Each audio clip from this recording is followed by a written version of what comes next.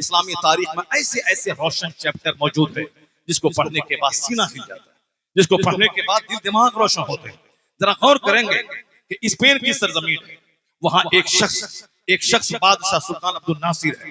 काजी मुंजिर बड़ी मस्जिद के इमाम है, जबरदस्त खिताब करते हैं, बुराइयों को मिटाते हैं, अम्र बिल मारूफ करते हैं, नहीं अनिल मुनकर करते हैं। कई बार बादशाह ने वहां उन्होंने एक बड़ा महल बनाने का सपना देखा, इस कदर मकान बनाने में मसरूफ हो गए कि कई जुमा की नमाज में उन्होंने शिरकत नहीं की। एक बार जब सुल्तान मस्जिद में नमाज जुमा पढ़ने आए, काजी मुंसिर जो नेक और जबरदस्त आलिम थे काजी, उन्होंने खिताब में कुरान और हदीस की आयतों को पढ़ पढ़ के सुना करके घर मकान बनाने की ऐसी मुजम्मत की कि सुल्तान अंदर ही वह समझने लगे कि सारा टारगेट मेरे ऊपर में, और मस्जिद के सारे नमाजी समझ गए कि काजी साहब की सारी तकरीर उस तरफ जा रही है जिन्होंने एक बड़ा मकान बनाने का फैसला किया, शहर आबाद करने का फैसला किया, और इस तरह मुनहमिक मसरूफ हुआ कि जुमा की नमाज से छोड़ गए, जमात से नमाज पढ़ना छोड़ दिया उन्होंने, इस कदर मकान बनाने में लगे। जबकि आया है किताबों में दुनिया जीफा व तुल्ला बुहाकेला, दुनिया एक मुर्दार है, उसके तलबगार कुत्ते हैं। बस हो गया, बस खत्म। हाँ ठीक है, बस उन्होंने काजी मुंसिर ने मुसम्मत की, दुनिया की तामीर की।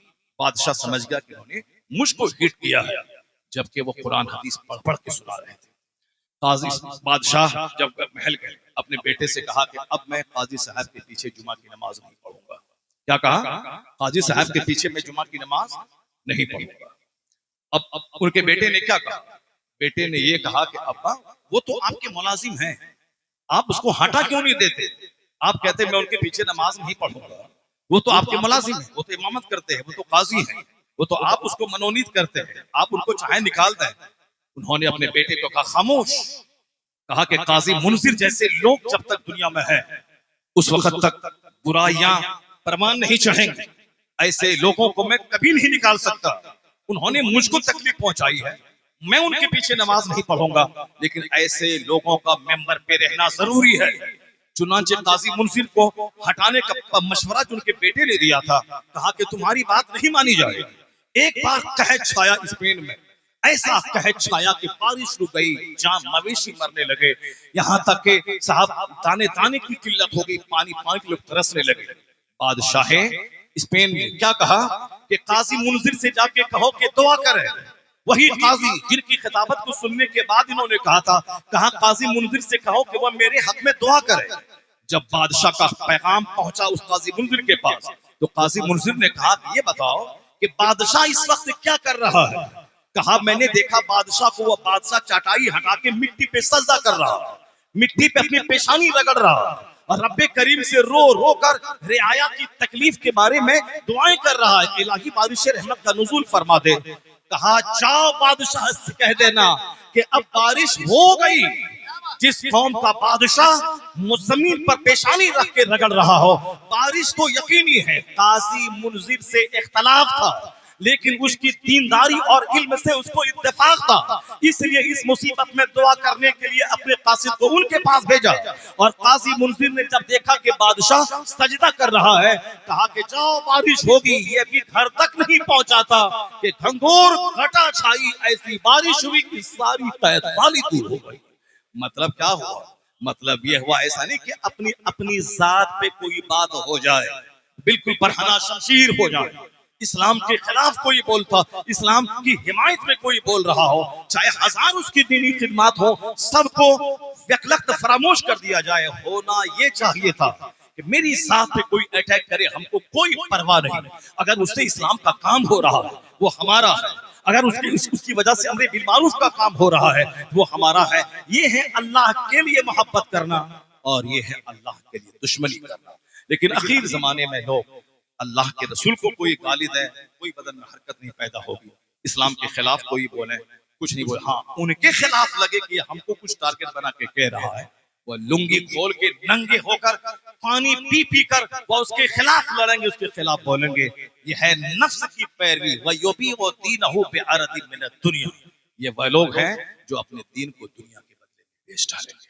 मुफ्ती साहब किबला ने एक मरकज, एक इदारा दिया, और दुश्मनों की कोशिश रहती है कि इदारा डूब जाए, मदरसा खत्म हो जाए, मदरसे में ताले बंद हो जाए, यूनिवर्सिटी बंद हो तो कुछ नहीं होगा, स्कूल बंद हो तो कोई खसारा नहीं होगा, लेकिन अगर मदरसा बंद हो जाए कौम का जबरदस्त नुकसान होगा। मदरसा बंद हो जाए तो फिर तहजीब मिट जाएगी, इस्लामी तशख्खुस और शनाख्त खत्म हो जाएगी। इसलिए मदरसे का रहना बहुत जरूरी है, और मदरसे का जिंदा रहने के लिए कौम का जिंदा रहना जरूरी है। कौम जिंदा रहेगी तब मदरसा जिंदा रहेगा। आपके घर में 1,00,000 कुंटल मक्के की खेती होगी, तब आप उसका उश्र निकाल के 1,000 केजी तब आप मक्के निकाल कर मदरसे में दें। अगर आपकी फैक्ट्री जवान रहेगी तब 1 करोड़ में 2.5 लाख रुपए ज़कात निकाल के तब मदरसा को आप देंगे। अगर आप 100 करोड़ कमाएंगे तब आप 2.5 करोड़ रुपए ज़कात निकाल के मदरसे में देंगे। अगर आप 1 लाख रुपए कमाएंगे तब 2,500 रुपए निकाल के आप मदरसे को देंगे। जब मुरादाबाद में पीतल फैक्ट्री बंद होने लगी, मदरसा बंद होने लगा, क्योंकि पीतल फैक्ट्री से हजारों मदरसे चलते हैं, और जब वह फैक्ट्री बंद होगी मदरसा बंद होगा। पूरे सीमांचल में जिस जमाने में सैलाब आता है, उस सैलाब के जमाने में मदरसे बंद हो जाते हैं, क्योंकि सैलाब से फसलें तबाह होती हैं। जब फसलें तबाह होंगी तो मदरसे के वजूद का जिंदा रहना मुश्किल हो जाएगा। इसलिए आप जिंदा रहें, आप मेहनत करें, आप मुशक्कत करें, आप हाथ पे हाथ धर के न बैठे, खूब अपने बच्चों को पढ़ाएं लिखाएं, खेती बाड़ी करें। मैं अक्सर कहता हूँ फजर से लेकर जोहर तक 8 घंटे में कोई नमाज फर्ज नहीं है, क्योंकि ये वक्त है कामकाज करने का, ये वक्त है खेत खलियान जाने का। आप सलामत रहे, आपकी खेती सलामत रहे, आपका बिजनेस सलामत रहे, आपका व्यापार सलामत रहे। आप व्यापार करना सीखें, वक्त पे दुकान खोलना सीखें, वक्त पे दुकान बंद करना सीखें। 8 घंटे दुकान में बैठे, जोहर के लिए मस्जिद चले जाए, फिर खाना खाएं, वापस दुकान आ जाए, फिर असर के लिए 10 मिनट के लिए मस्जिद चले जाए, फिर वापस आके 2 घंटे दुकान में बैठ जाए, फिर 10 मिनट के लिए मगरिब में चले जाए, फिर आके 3 घंटे तक आप दुकान में आके बैठे। व्यापार करें, जबरदस्त व्यापार, वक्त की पाबंदी के साथ माल कमाएं, अपने बाल बच्चों को मोहताजी से रखें और ज़कात निकालें, खूब मदरसे को डोनेट करें। मदरसे की बिल्डिंग जब 5 मंजिला बनेगी तो उस पूरे इलाके की शान बुलंद होगी, पूरे इलाके के बच्चों से जहालत दूर होगी, उनके इलाके की लड़कियां हिजाब और निकाब में नजर आके ईमान बचाती नजर आए, उनकी गोद में कोई लुच्चा लफंगा नहीं बल्कि मुजाहिद और गुलाम हुसैन पैदा होकर दिन की खिदमत करता रहेगा। तो तहजीब की सलामती के लिए मदरसा जरूरी है, वकार बचाने के लिए मदरसा जरूरी है, पूरे इलाके को बदअकीदगी की नहुसत से बचाने के लिए मदरसा जरूरी है। एक मदरसा पूरे इलाके की दीन को बचाने के लिए काफी होता है। जामिया रसिया तहक़ीरुल उलूम भले ही बीच में खसारे का शिकार हो गया, लेकिन अब एक नौजवान क़यादत मौलाना गुलाम गौस की है, इस पर मुफ्ती साहब के चारों साहबजादे की जबरदस्त पुश्त पनाही है। मौलाना मसूद, मौलाना एहसन साहब और डॉक्टर मोहसिन, डॉक्टर रमू, ये चारों भाई का हाथ इनकी पीठ पर है। और ये नौजवान कायद, नौजवानी में अभी वक्त है इनका बाहर जाके बड़ी बड़ी मस्जिदों में इमामत करने का, खिताब करने का, एक अच्छी लाइफ गुजारने का, लाखों करोड़ों कमाने का, लेकिन वो सारी बहारों को छोड़ के इस झोपड़ी को सजाने में लगे हैं। जब ये लगे हैं तो आपकी जिम्मेदारी बनती है कि आप अपनी गाढ़ी कमाई इस इदारे को दें, इस इदारे की तामीर करें। अभी आपने देखा होगा 4 महीना पहले हुजूर कायद अहले सुन्नत अल्लामा असद रजा खान मदज़िलहुल आली शहजादे ताजुश शरिया यहाँ आए, जबकि उनका एक एक मिनट कीमती होता है। मगर मैंने उनसे कहा कि ये हमारा मादरी इल्मी है, मुफ्ती साहब हमारे शेख है, इसलिए रास्ते ही में वो है, वहाँ आपको संग बुनियाद के फंक्शन में आपको जाना है।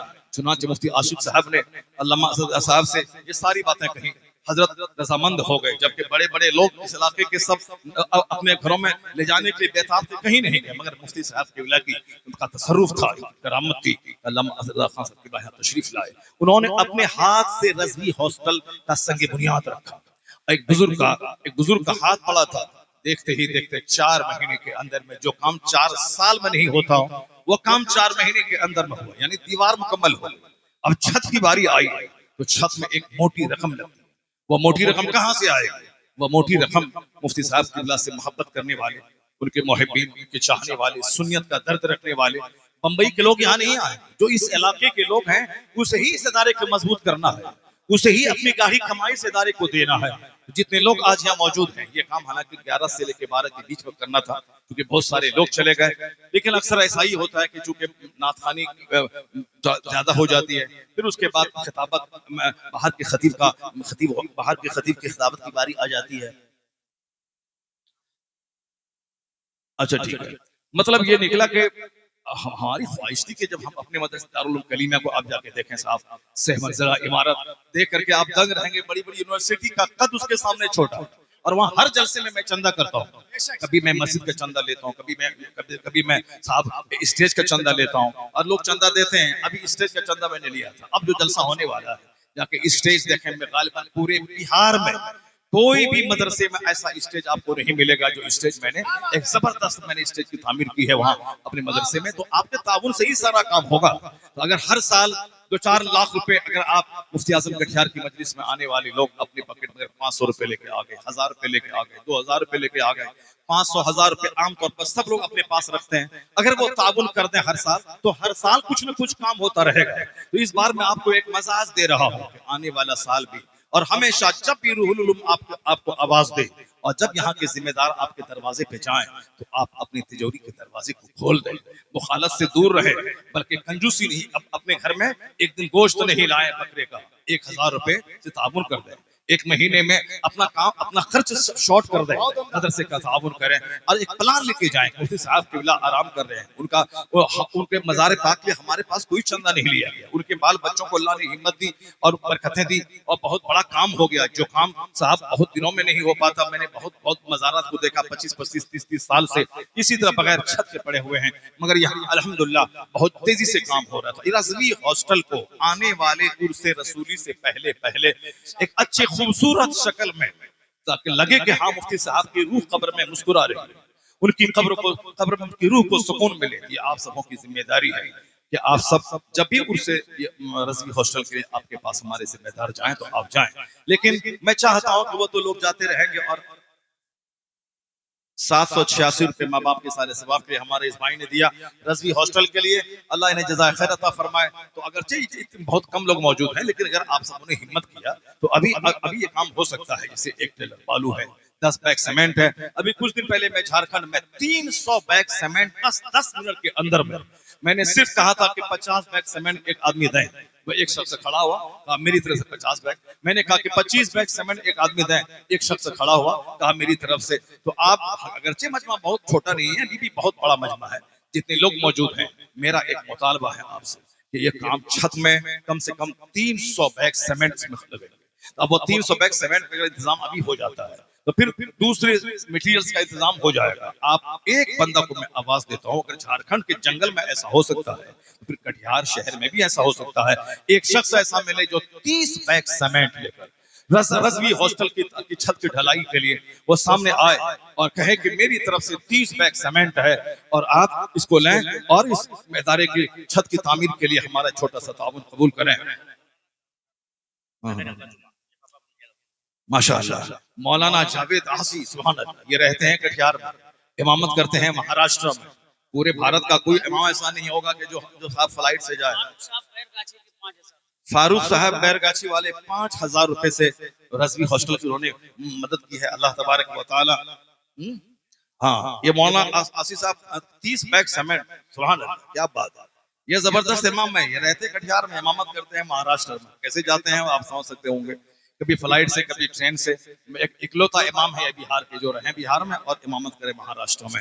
इन्होंने कहा 30 बैग सीमेंट अगले जुमा को मुझको जो लिफाफ मिलेगा मैं वो सब दे दूंगा। मौलाना हसन साहब किबला साहिब सज्जादा को दे देंगे या मौलाना गुलाम गौस मरकजी को दे देंगे। तो 30 बैग सीमेंट मौलाना साहब ने दिया है, मगर हमने मौलाना साहब से नहीं मांगा, इन्होंने दे दिया, मगर हमने आपसे मुतालबा किया है।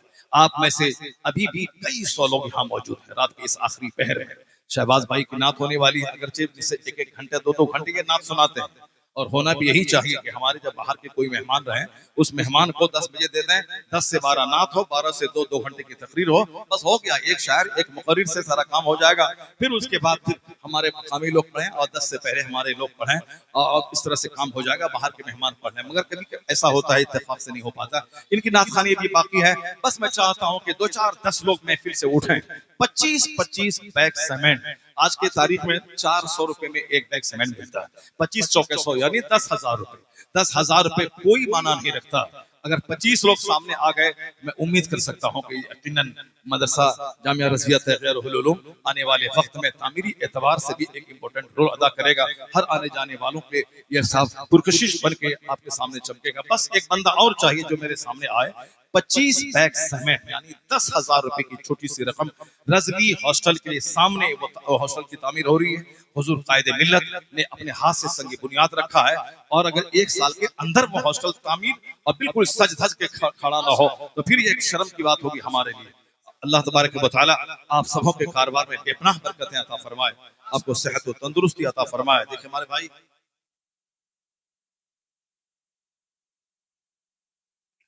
मुजाहिद खान, हमारे मुजाहिद खान, इसका नाम लिख नंबर नोट कर लीजिए। अगर अभी दे रहे हैं तो ऑनलाइन तो ठीक है, नहीं तो फिर ये बाद में दे देंगे। मुजाहिद भाई ने 25 बैग सीमेंट देने का उन्होंने वादा किया। बस मुजाहिद भाई का साथ देने के लिए आप सब आ जाए। 10,000 रुपए कोई माना नहीं रखता।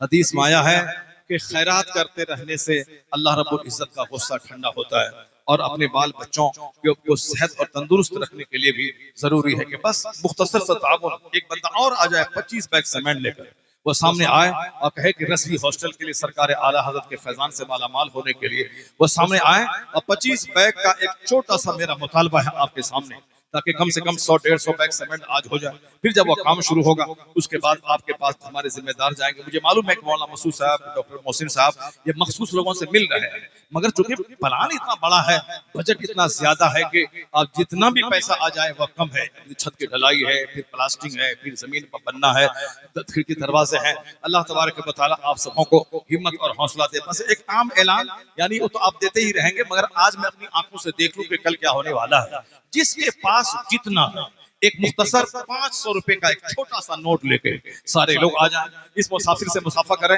ताकि आप एक एक बूंद बूंद की जरूरत होती है। एक मजदूर को 500 रुपए देने के लिए कभी कभी परेशानी का सामना करना पड़ता है। जितने लोग महफिल में बैठे हैं सारे लोग अपनी जगह से उठ जाएं, 500 रुपए का छोटा सा नोट लेकर के आप आए और रजवी हॉस्टल की तामीर में अपना योगदान दें और आप हिस्सा लें।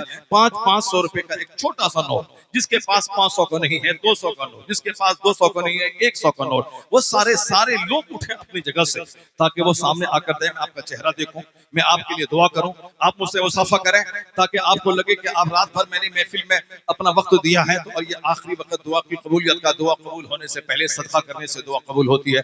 जितने लोग बैठे हैं 100 रुपए, 200 रुपए, 50 रुपए, 500 रुपए, जिसके पास जितना वो सब रजवी हॉस्टल की तामीर में देने के लिए आप अपनी जगह से उठें, उठ जाएं, शर्माएं नहीं, सारे लोग उठें, आ जाएं। अगरचे साहिब सज्जादा ने ये नहीं कहा है, मगर मैं चाहता हूं जब इदारे में आप आए हैं तो कुछ न कुछ दिन का काम होना चाहिए। हमारे इस भाई ने माँ की तरफ से माशाअल्लाह इन्होंने 500 रुपए से इदारे का ताउन किया, रजवी हॉस्टल की तामीर में हिस्सा लिया। बस सारे लोग अपनी जगह से उठ जाएं, बिल्कुल आंधी तूफान बन के उठें और आए, जिसके पास जितना है 500 रुपए, 1000 रुपए, 200 रुपए, 100 रुपए इस देते जाएं और इदारे में ताउन करें। अल्लाह तबारक व तआला आपके कारोबार में बरकत अता फरमाएगा।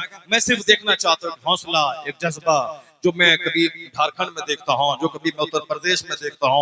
हमारे इस भाई ने 500 रुपए से ताउन किया, अल्लाह जज़ा खैर अता फरमाए। हमारे इस भाई ने 200 रुपए से ताउन किया, अल्लाह इनके कारोबार में बेपनाह बरकतें अता फरमाए। सारे लोग उठे, 200 रुपए 500 रुपए कोई माना नहीं रखता, असल मामला दिल है। दिल की सखावत का पता चलता है, और दिल जिसका जिंदा हो तो फिर ये 100 रुपए 1000 रुपए लेके उसके पास आ जाएंगे।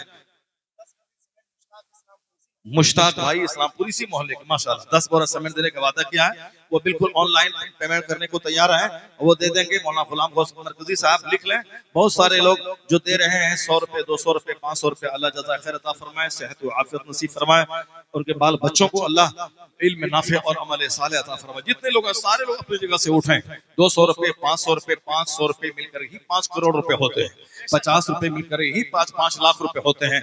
इसलिए आप ये कभी न जमाल भमरेली 5 बोरी सीमेंट, माशाल्लाह ये जमाल भमरेली कलंदर ये दीवाना है, और ये जिस मोहल्ले में जाते हैं लोग सोचते हैं कि साहब ये आ गए, अब मुश्किलात हल करने के लिए आ गए, साहब रिश्ता बढ़ाने के लिए रिश्ता लगाने के लिए आ गए माशाल्लाह, और फिर रसीद लेके चंदा करने के लिए भी आ गए।